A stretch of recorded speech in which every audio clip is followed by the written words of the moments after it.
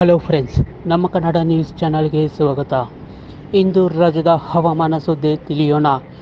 ಯಾವ ಜಿಲ್ಲೆಗಳಲ್ಲಿ ಮಳೆಯಾಗುವ ಸಾಧ್ಯತೆ ಇದೆ ಎಂಬ ಮಾಹಿತಿ ಈ ವಿಡಿಯೋದಲ್ಲಿ ನೋಡೋಣ.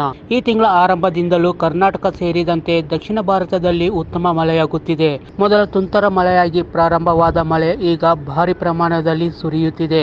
ಈ ಕಾರಣಕ್ಕಾಗಿ ಹವಾಮಾನ ಇಲಾಖೆ ದಕ್ಷಿಣ ಭಾರತದಲ್ಲಿ ಮುಂದಿನ ಕೆಲವು ದಿನಗಳಲ್ಲಿ ಭಾರಿ ಮಳೆಯಾಗುವ ಮುನ್ಸೂಚನೆಯನ್ನು ನೀಡಿದೆ.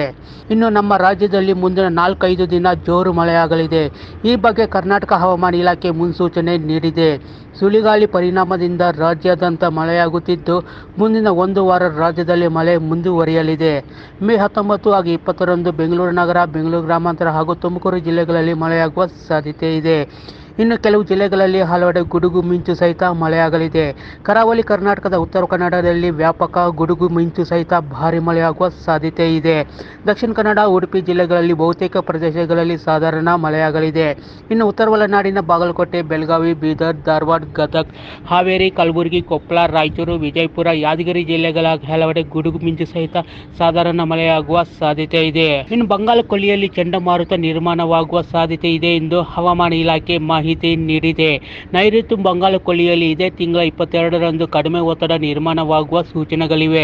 ಮೇ 24ರ ವೇಳೆಗೆ ಕಡಿಮೆ ಒತ್ತಡ ಬಲಗೊಂಡು ಚಂಡಮಾರುತವಾಗಿ ಮಾರ್ಪಡಲಿದೆ. ತಮಿಳುನಾಡು, ಕೇರಳ ಮತ್ತು ದಕ್ಷಿಣ ಕರ್ನಾಟಕದಲ್ಲಿ ಭಾರಿ ಮಳೆಯಾಗುವ ಮುನ್ಸೂಚನೆ ನೀಡಿದೆ. ಇದರ ಜೊತೆಗೆ ರಾಜಸ್ಥಾನ್, ಪಂಜಾಬ್, ಹರಿಯಾಣ, ಉತ್ತರ ಪ್ರದೇಶ, ಮಧ್ಯಪ್ರದೇಶ ಮತ್ತು ಬಿಹಾರದಲ್ಲಿ ಕನಿಷ್ಠ 5 ದಿನಗಳ ಕಾಲ ಶಾಖದ ಅಲೆಗಳ ಬೀಸಲಿದೆ ಎಂದು ಮುನ್ನೆಚ್ಚರಿಕೆ ನೀಡಿದೆ. ಜೋರು ಮಳೆಯಾಗುವ ಸಾಧ್ಯತೆ ಇರುವುದರಿಂದ ಕೇರಳ ಕರಾವಳಿ, ಲಕ್ಷದ್ವೀಪ ಕರಾವಳಿ ಮತ್ತು ಕರ್ನಾಟಕದ ಕರಾವಳಿಯಲ್ಲಿ ಮೀನುಗಾರಿಕೆಯನ್ನು ನಿಷೇಧಿಸಲಾಗಿದೆ.